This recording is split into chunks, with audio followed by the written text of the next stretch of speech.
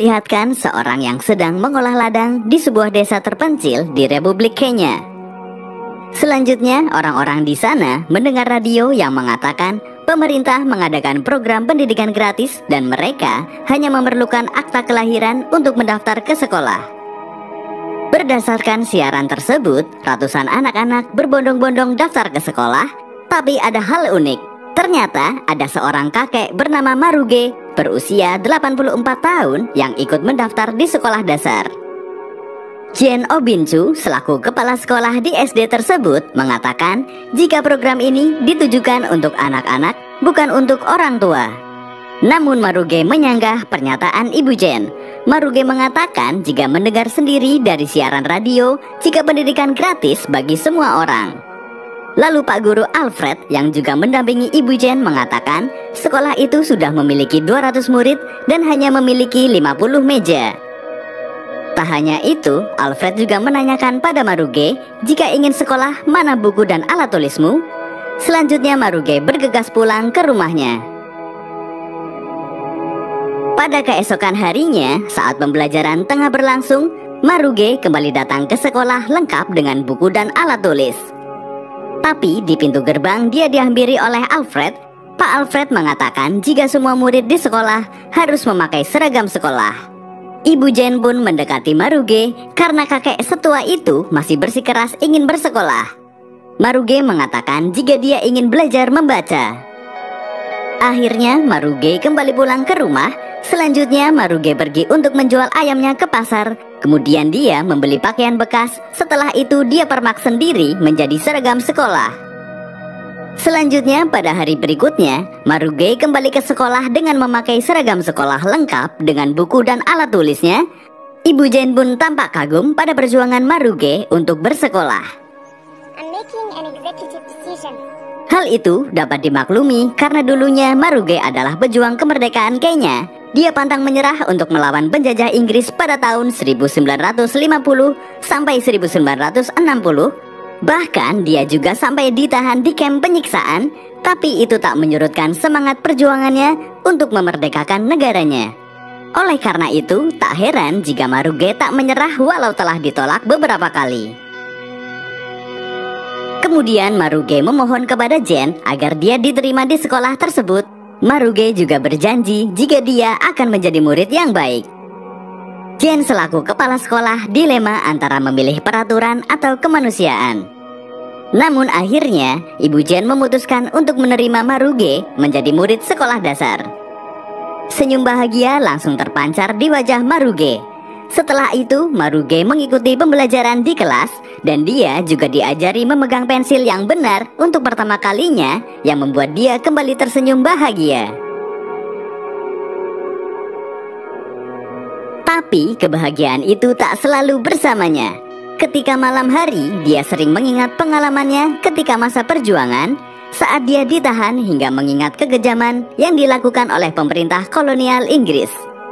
Trauma tersebut terus berlanjut setiap malam. Bahkan ketika Pak Alfred melakukan pemeriksaan kelengkapan sekolah, didapati pensil Maruge kurang tajam sehingga dia disuruh untuk memeruncing pensil. Tetapi ketika dia melihat serutan pensil, dia kembali mengalami trauma karena dia pernah disiksa dengan pensil tajam dan akibat trauma itu, dia sampai lepas kontrol di sekolah. Sehingga dia harus dibawa keluar kelas. Bu Jen pun menanyakan apa yang terjadi pada Maruge dan dia mengatakan jika dia dulu pernah disiksa di camp. Keseharian Maruge yang ikut bersekolah di SD formal mulai menarik perhatian warga setempat. Bahkan ada beberapa orang yang tidak suka dengan apa yang dilakukan Maruge. Tak hanya itu, kabar tentang Maruge yang masuk SD pada usia 84 tahun juga menjadi pemberitaan di Kenya. Namun tampaknya para orang tua murid keberatan dengan keberadaan Maruge di sekolah formal. Viralnya pemberitaan tentang Maruge membuat pengawas sekolah bernama Kiputro melakukan sidak di sekolah tersebut dan mendapati Maruge benar ada di sekolah tersebut. Kiputro pun memarahi kebijakan Ibu Jen menerima Maruge di sekolah tersebut hingga akhirnya mereka berdebat. Lalu Kiputro meminta Jen untuk memindahkan Maruge ke sekolah orang dewasa. Jen yang merasa kasihan dan kagum dengan perjuangan Maruge untuk belajar, selanjutnya mencoba memperjuangkan nasib Maruge hingga menemui Menteri Pendidikan. Namun hasilnya nihil. Bu Menteri mengatakan jika Maruge dibiarkan di sekolah formal, nantinya akan banyak orang tua yang ingin masuk ke sekolah formal dan itu akan mengacaukan sistem pendidikan serta menghambat pembangunan generasi muda yang berharga. Jen pun pulang dan menemui Maruge. Jen meminta maaf karena tak bisa memperjuangkan Maruge. Dia juga mengatakan jika Maruge tetap harus bersekolah di sekolah khusus orang dewasa. Akhirnya dengan berat hati Maruge pergi ke sekolah orang dewasa. Tapi di sekolah barunya itu dia malah tak bisa belajar karena para murid di sana melakukan hobinya sendiri dan bukan belajar. Maruge yang tidak nyaman memilih kembali ke sekolah lamanya dan menemui ibu guru Jen serta memohon untuk diterima kembali. Maruge mengatakan jika apa gunanya para pejuang rela mati untuk kemerdekaan jika rakyatnya masih terkungkung dalam kebodohan. Para rakyat harus belajar dan bisa membaca untuk mengisi kemerdekaan agar negara mereka tak kembali dijajah. Tak hanya itu saja, Maruge juga menambahkan jika dia menerima sebuah surat dan Maruge sangat ingin membacanya sendiri. Mendengar hal itu, Jen pun luluh dan akhirnya kembali menerima Maruge, namun bukan lagi sebagai murid, melainkan sebagai asisten pengajarnya. Pemberitaan tentang Maruge yang masuk SD pada usia 84 tahun pun semakin viral. Bahkan media dan jurnalis asing ingin mewawancarai Maruge. Tak hanya itu, Ibu Jen sebagai orang yang menerima Maruge pun tak luput dari sorotan media.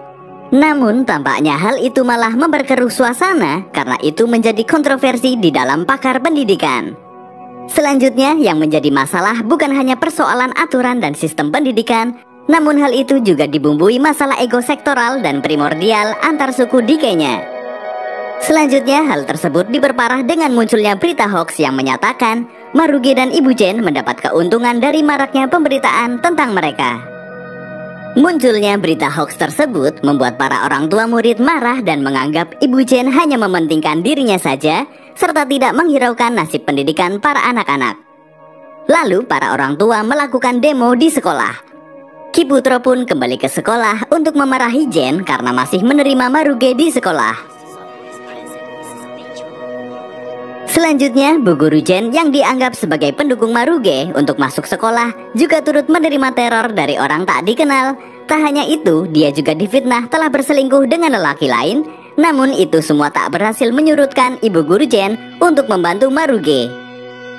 Akhirnya orang-orang yang tidak suka kepada Ibu Jen dan Maruge melakukan penyerangan ke sekolah.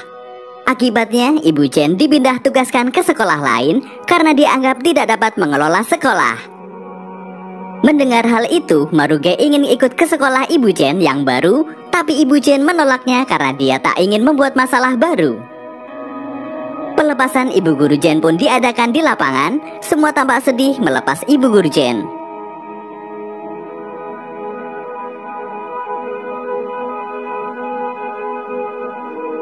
Tak lama kemudian pengganti Ibu Guru Jen pun datang. Dia bernama Ibu Gracia. Dia sangat dieluk-elukan oleh masyarakat sekitar. Namun tidak dengan anak-anak.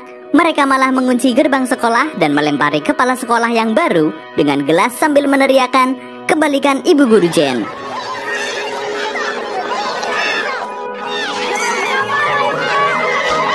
Melihat respon siswa yang demikian, membuat kepala sekolah yang baru kabur. Maruge pun tidak tinggal diam dengan mutasi Ibu Guru Jen. Dia lalu pergi ke ibu kota untuk menemui presiden dan meminta agar Ibu Guru Jen dikembalikan ke sekolah awal. Sesampainya di kantor presiden, dia tak diizinkan untuk bertemu presiden karena beliau sedang rapat. Tapi Maruge memaksa menerobos hingga sampai ke ruang rapat. Setelah sampai ruang rapat, akhirnya presiden dan para menteri menerima Maruge. Lalu Maruge membuka bajunya dan menunjukkan luka-luka penyiksaan ketika di camp. Maruge juga mengatakan jika tanpa pejuang kalian tak ada di sini, jadi kita harus menghargai sejarah serta harus memiliki guru yang baik.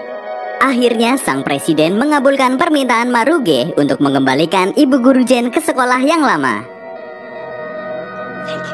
Keesokan harinya, Ibu Guru Jen terlihat memasuki gerbang sekolah dan langsung disambut oleh Maruge dan para murid lainnya. Mereka tampak sangat bahagia dengan kembalinya Ibu Jen. Kemudian ketika di kelas, Maruge meminta Ibu Jen membacakan surat yang sangat ingin dia baca.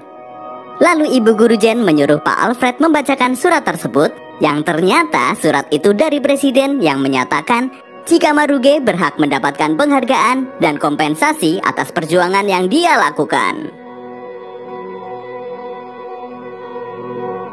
Seperti itulah kisah perjuangan kakek berumur 84 tahun yang ingin bersekolah hanya karena ingin belajar membaca. Meskipun perjuangan tak semudah apa yang dibayangkan, dia tak pernah menyerah, bahkan dia berhasil menyadarkan masyarakat setempat tentang pentingnya pendidikan dan juga tak ada kata terlambat untuk belajar.